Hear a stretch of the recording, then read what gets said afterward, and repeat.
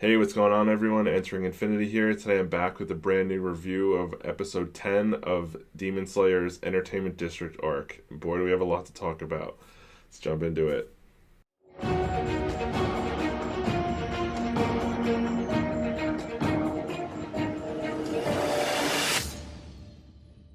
I'm still kind of in shock from this episode. Boy, what an episode! Just absolutely insane. We pick up right where we left off, where everything kind of seemed hopeless. All of our heroes are pretty much down and out, and it seems like there's pretty much no way back into this fight. I'm mostly going to talk about the second half of this episode because kind of that's where most of the stuff really happens. Because the first half is really just kind of the brother demon kind of like picking on Tanjiro a bit before things start really like picking back up and getting crazy. One of the things that I really loved about this episode was like the strategy that we saw. The first instance of it being when Tanjiro, like, he didn't have any kind of like ass pull with like the power of friendship or family. He like actually was smart and like thought of a strategy where he like tricked the brother demon by throwing stuff at him to distract him, and then he ends up like stabbing him in the leg with the poison laced kunai, and it temporarily paralyzed him, and it really caught him off guard. And then Tanjiro came in to try to like decapitate him, unfortunately to no avail, but I did really appreciate the strategy there. It was definitely refreshing to see that. And then when Tengen Uzui comes in to like help step in for Tanjiro, I was like so hyped. I was like, let's go.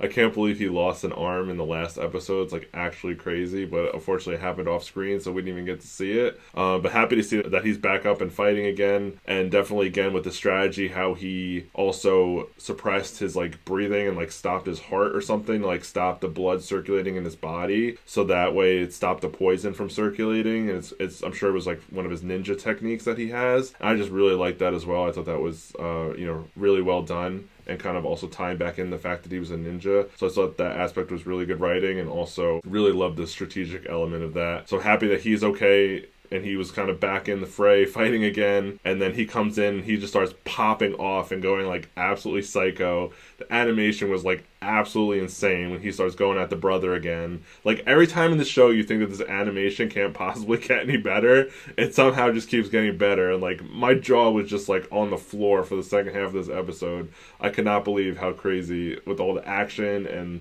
the drama and the animation and the art, just everything. I was just like flabbergasted.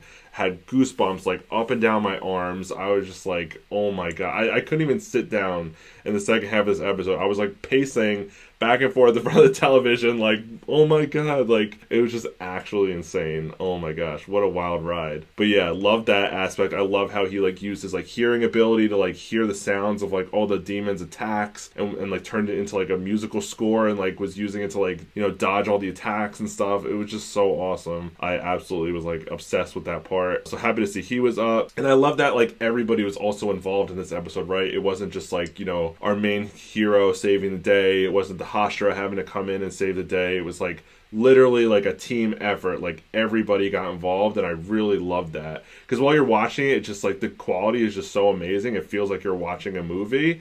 But then just to see like kind of like the teamwork of everybody kind of interacting, especially even in the last episode with Tanjiro and Nosuke and Zenitsu working together the way they did, it just felt like it was just like a straight up movie, like the way like that it was playing out.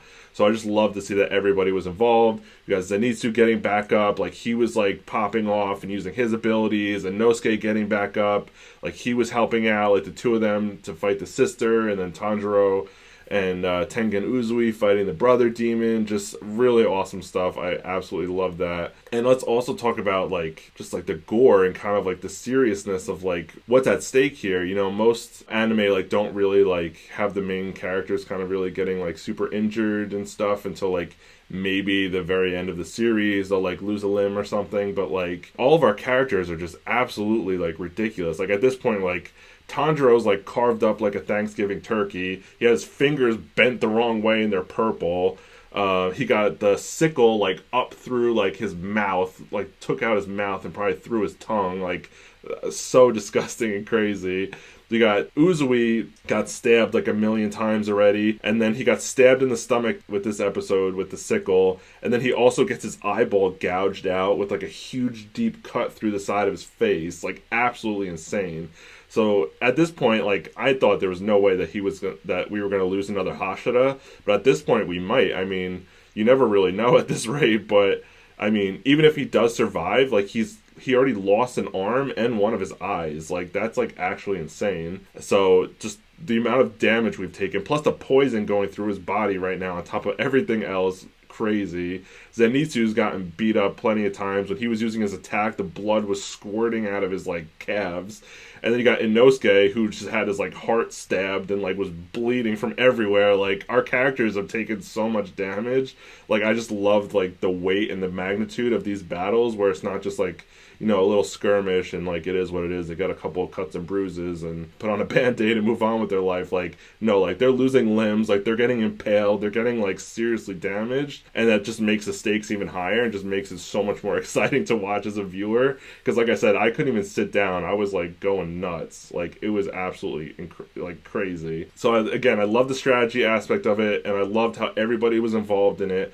But I do have to say, there is one thing I didn't like, my one gripe. As much as I want to just fanboy about this episode so much, I have to keep it real and point out the one little thing I didn't like was Inosuke, how he came back into the battle, and after getting supposedly stabbed in the heart, the explanation for it was that because he lived in the mountains, he could shift his organs around. I'm like that moment like took me out of it a little, like, because I was so like wrapped up in the action, like into the episode, like, you know, you're just so zoned in, and then that kind of like took me out of it for a second. I was like, what? You could shift your organs around? Like, what does that have to do with growing up in a mountain? And then even like the poison thing is like, oh, and I also can't be affected by poison because I lived in harsh conditions in the mountains. And I was like, really though? Like, I don't know how I feel about that. If that was the only thing, and it was just the poison, like I could have gone along with that. But saying that he could shift around his internal organs like he's some kind of like demon, like that for me was just really bad writing, and I thought that was just a huge cop out. Don't have him get stabbed there if like that was going to be your excuse to kind of like talk your way out of it, because it just felt like really bad writing, and like I said, it kind of really took me out of the moment. So I wish they would have found a better way to kind of approach that, or maybe do it in a different way where like they don't have to try to use that as like a thing to get out of the situation. I just didn't really like that. I thought that was bad writing, and that was my one little gripe with the episode. But overall, everything else, like, I was just absolutely blown away. The art, animation, musical score, teamwork, strategy. I mean, we got everything in this episode, and not even just the action. Like, the beginning stuff was good as well. Just seeing Tanjiro just kind of like at his wit's end, like where he just like didn't even know what to do anymore. He's like, I can't even like fight. I have no strength left. Like, I don't know what to do. And he's like throwing pebbles at the demon and stuff. Like, just so crazy. And yeah, can we talk about his like transformation too? Like, holy shit. Like, he just, like, goes Super Saiyan when he's, like, cutting the demon's head off. It was so insane. I was, like, waiting for it. Like, when the demon mentioned, like, the scar on his forehead and he was, like, running his finger over it, I thought that was going to trigger something because, like, Rengoku's father mentioned, like, how they all have that scar. And I was waiting for him to, like, unlock something with, like, the sun breathing and, like, his lineage. And I thought that something with his scar was going to, like, trigger when, like, the demon was touching it. To see when he was, like, transforming, his scar grew and then, like, his hair started turning into, like, fire. Like, it was going Super Saiyan. Like, it was just so insane. Like, actually insane. I was so hyped. I was like, let's go. He's, like, going Super Saiyan Bankai right now. Like, just so awesome. He cuts the demon's head off, and then Inosuke and Zenitsu cut the sister's demon's head off. And I'm like, oh, we finally won. Like, let's go. And then, like, their heads just, like, roll to each other, which I thought was a really great, like, artistic thing how they did that. How they rolled together and were just staring at each other, decapitated. And then all of a sudden, like, the brother demon pulls a Vegeta and, like, self-destructs and, like, nukes the entire entertainment district. So I was like,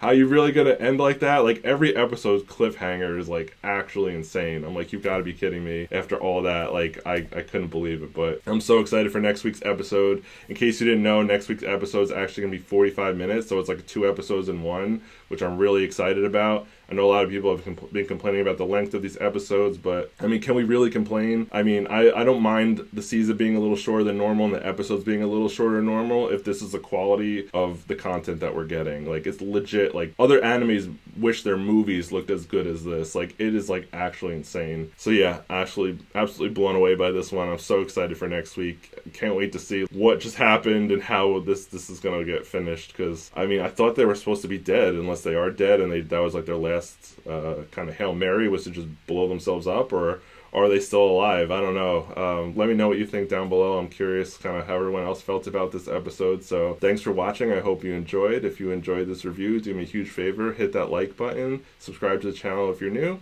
And I'll catch you on the next one.